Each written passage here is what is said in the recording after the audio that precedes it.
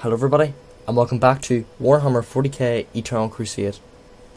This is the first official summer update, and it is released on the 21st of June. So, in this video I'm going to be going over the updates, and first of all I'm going to be showing you what new stuff has been added for the loyal Space Marines. To be fair, there's not been much that has been really added. It's more just tweaks and balances and bug fixes in this one, which I'll give my opinion on at the end. But first of all, new storm shields were added. In fact, 2 new storm shields were added, which are the now. So you get the normal storm shield. This is the ult. It's pure black. That's it. Don't know. Whatever. And now we got a mastercrafted one, so you don't have to buy this one anymore for the durability stuff on it. And these are not cheap shields, by the way. These are not cheap at all. This one's 12k, and this one is 30k. A 30k storm shield. Now I've already got loads of acquisition, but you know, and you see, they don't even look cool. It's got golden studs, like the original, and this one's grey, and it's got golden studs like the original. The only different one is this one, and the only difference is this one's got the U. And to be quite fair, does this want to make me stop using this one? No, it doesn't, because it's okay. Regarding the price, I think the price is too high. I think they both should be. I think this one should be 5k. I think the storm shield should be 5k. And this one should be 12k. In the place in their acquisition boxes, you have to buy these. You have to get them from loot drops essentially. However, I think this one and this one are put in the wrong loot drops. They didn't even put really effort in, did they? Like change the appearance of them. They just kind of, all they did was palette swap, and it's incredibly lazy. It is one of the laziest things I've seen in quite a while in this game. I think it's great now people have an option instead of having to buy the shield to be a great support. You know, a great support tanker. Well, basically just being tanky, this type of class. But what a ridiculous thing to do! What a ridiculous thing to charge for! It is so incredibly disappointing. When I read these patch notes and I saw added mastercrafted and alternate look storm shields to Space Marine reward boxes, I was a bit excited, okay? Because I saw that they added something. Because we don't have enough content at the moment to keep the game alive. And this is all they've added. What a shit show this is. Anyway, with that out of the way, I forgot to just discard that. Okay, so you may be wondering, did they add anything else? No. Now I want to remind you, these storm shields I showed you are identical to the normal, and the one with the icon on the shield. They're identical. So basically, they're just a mastercrafted. These two are mastercrafted. So they've got the exact same stats. And these two are just identical. I can't really compare them to anything since I've already established they are completely identical. So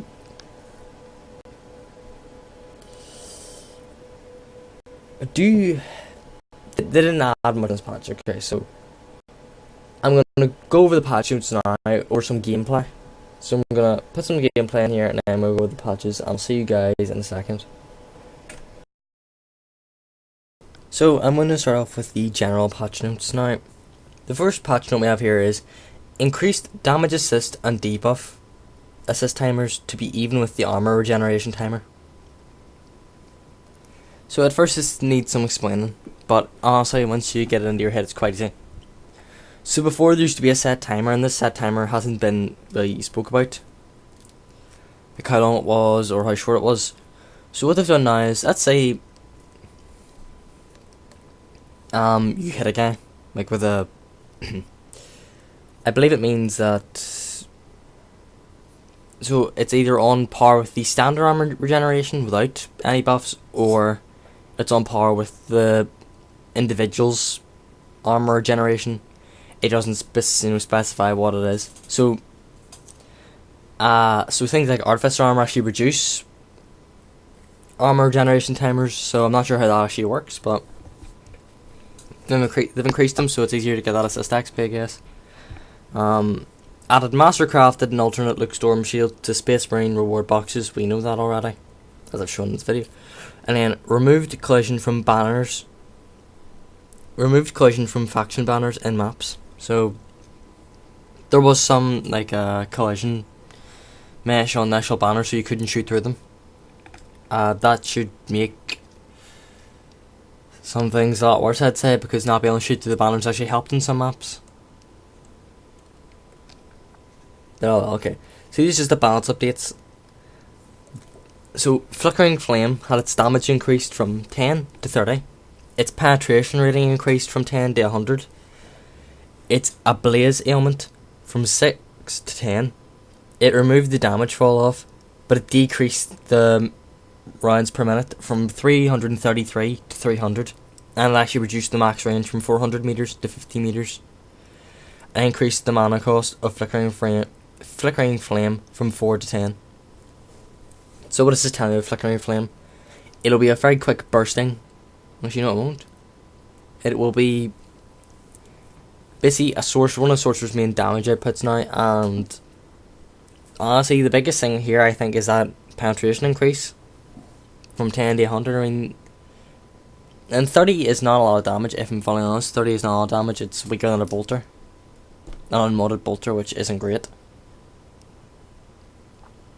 But it's still considerable, given, you know, it's way better than what it used to be. Like, Flickering Flame was useless. Didn't do any damage, you couldn't do it at all. Now it might be a good bit better. But, to be fair, I don't think the Sorcerer's going to be focused on at the moment. It was useless, yes, but I don't know why they're focusing on tweaking stuff when this game desperately needs more content. Like, one of the Sorcerer's spells, Lash of Slanesh. I can never pronounce that, Chaos God's name right. I think that thing is very, very annoying. It should not stagger at all. Basically what people have gotten used to doing, which I don't see it too often, thank God, because it hits you once, you're staggered, and it hits you again, you're staggered, and it hits you again, and you're dead. So you can't really fight back. Which, to be fair, it has a shortest range, and it's only really useful in 1v1s, direct 1v1s. Still, it's annoying, and I think it needs a bit of a change. But anyway. Reduced LP cost of Bernie's Syringe, which is the orc here, which is the pain boy on the orcs team. Basically, it's their apothecary's Nothicarium. But it's a special Nothicarium. Reduced the cost from 200 to 250. So that is quite a substantial decrease in the LP cost. Not sure how good it is. Haven't really heard much of it from the orc community. I don't play orcs. Renewer, which is an Eldar healing spell, now heals more and gives an XP assist bonus. Great, because that's what we needed more of. Eldar just spamming the healing spells I've already got. I really don't think this is a good change at all. Apothecary and Painboy healing grenades now give proper assist XP. So that's good, more XP is always good. Possessed Hero now has grenades and a health pack. Thank God. The Possessed Marine was incredibly weak, was one of the worst things I've seen. He looks like shit and he also played like shit. So, giving him these things, although they will definitely not fix the class, they'll definitely help it in some way. Now we're on to the bug fixes. There's no more tweaks from here on out, just bug fixes. So, fixed invisible vehicle collision preset next to the Titan and Rhino racks next to the destroyed gate on Black Bolt. So, just collision fixes really. Visage of Murder Chaos helmet didn't have glowing eyes and the icon was incorrect. That's good that they changed that, because I was also confused by that. You should really get what you're expecting, you know. Zedic fixed a barricade near capture point C that cannot be vaulted over. You know, that didn't really run into too much, but it did happen. It was a bit annoying. Do have to admit that. Pegasus added blocker volume around canisters near point A to prevent characters from getting between them and the wall. Didn't really notice that, but I will. Pegasus improved the invisible collision under capture point C to facilitate vehicle movement. Good. Pegasus fixed character collision. Pegasus fixed character collision with stairs and point B. Okay. Medusa, fixed character collision with stars and point C. Now see, these two definitely needed to change, because the stars were pissing me off something fierce. Especially when you're in a guild, and you're all turning up the stairs, and then half of the stairs have a small collision that you can't run past. It's quite stupid, actually.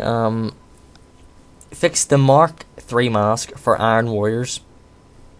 Allow relic helmet on all chaos. I did not know you couldn't have the relic helmets on the chaos, guys. That is quite weird.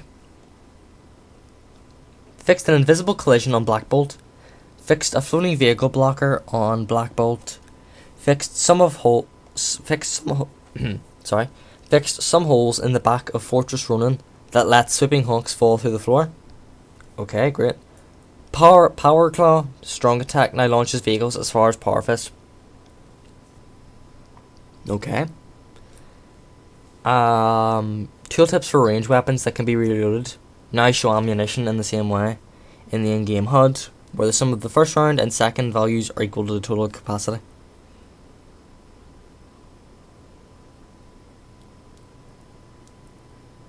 Honestly, I would need to study that a bit more, because I don't really have an idea of what that means. Tooltips for range weapons that can be reloaded. Now show ammunition in the same way as the in-game HUD, where the sum of the first round and second round values are equal to... I'm sorry, I can't really begin to fathom right now what that means. Probably someone's thinking what a dumb thing I am for not understanding this, but anyway, moving on. Fixed incorrect rounds per minute in the tooltip of Hunter's Mark. Fixed incorrect RPM in the tooltip of Avenger's Duty. Fixed the missing fire mode icon in the HUD when using Hunter's Mark.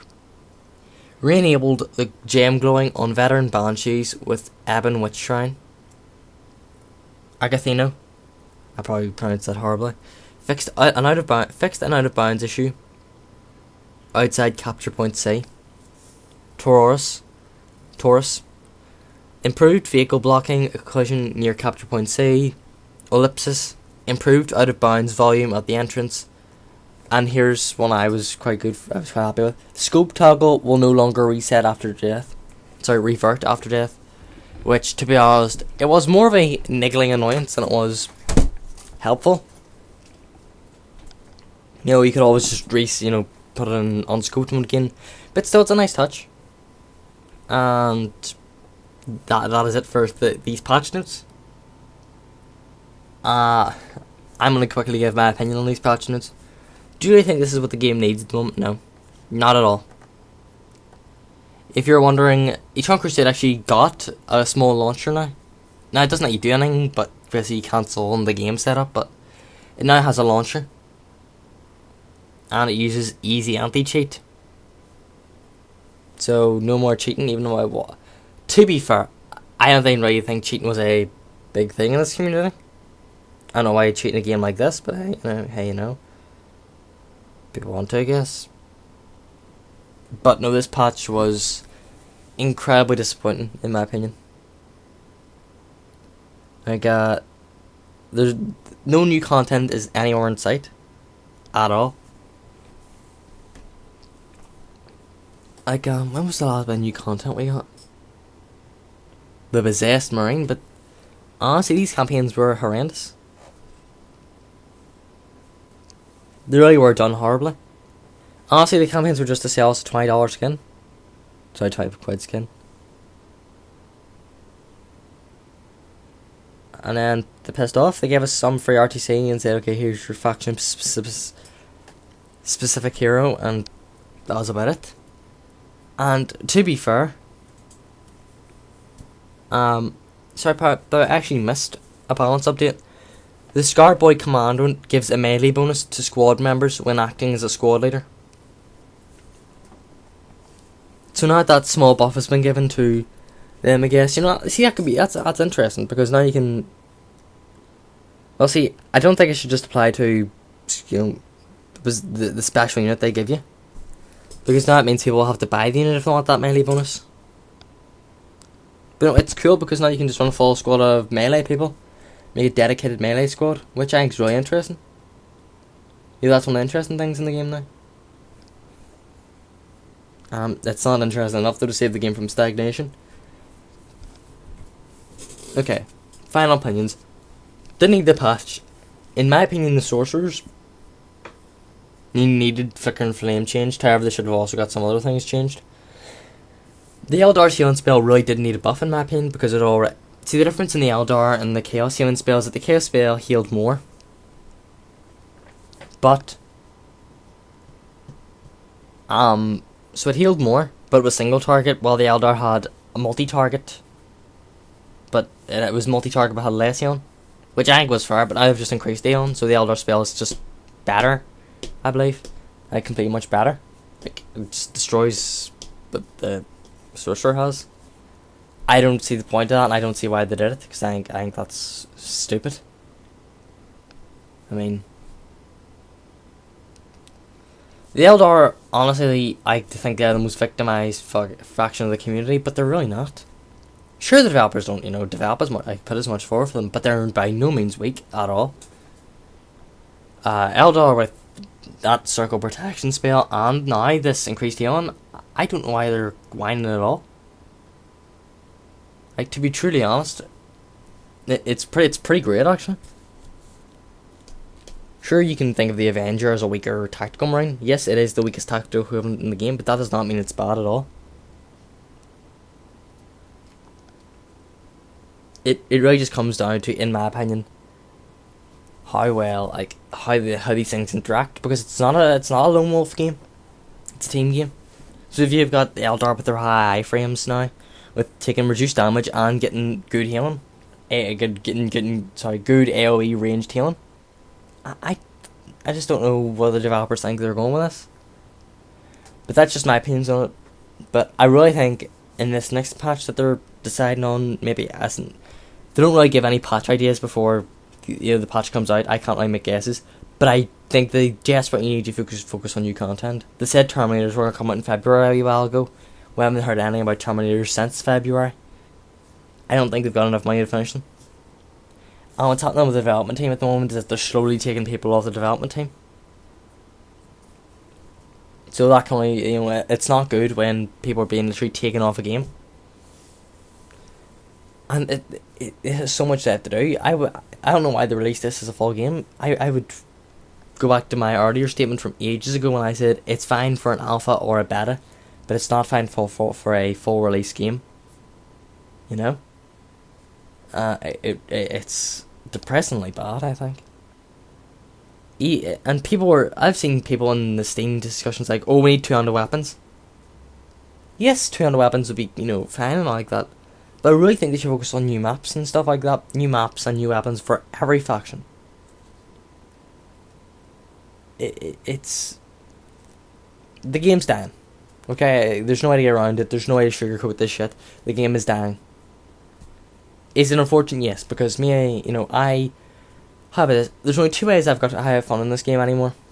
One is what you've seen above, is where I fuck about a wee bit, try different things. Okay, in the start of this game above, I just fucked around with the artillery tank. That's all I did. I could have been doing so much more.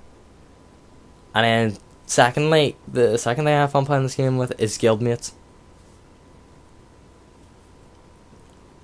That's the only two things I have really fun anymore in this game. It's the only thing I'll log on to this game for anymore is my chapters events, because I genuinely don't think the game is worth playing by itself.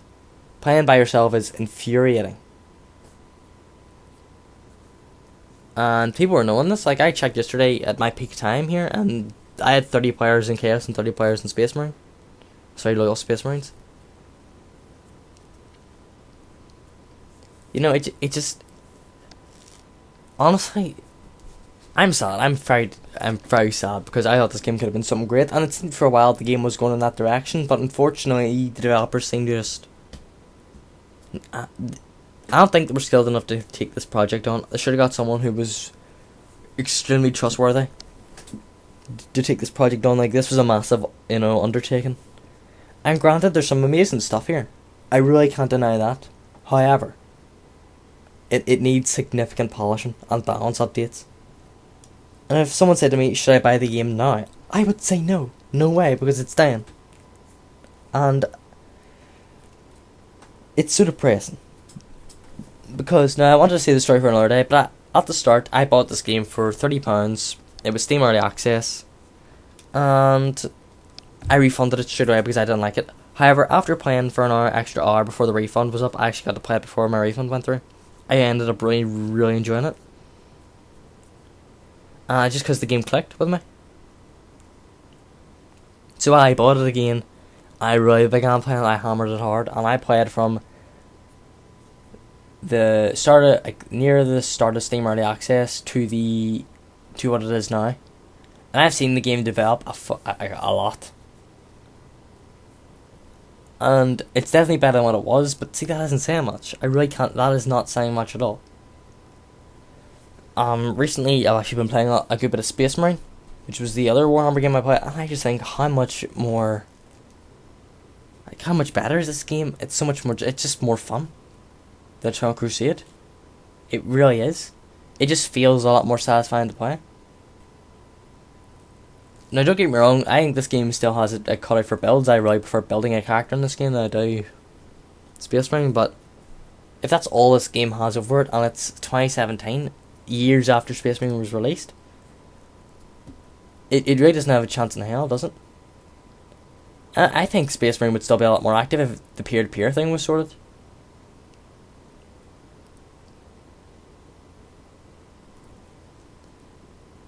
But anyway, the patch notes didn't do it for me. They might do it for somebody out there, but don't get too comfortable with the idea of Eternal Crusade even surviving the year if this continues.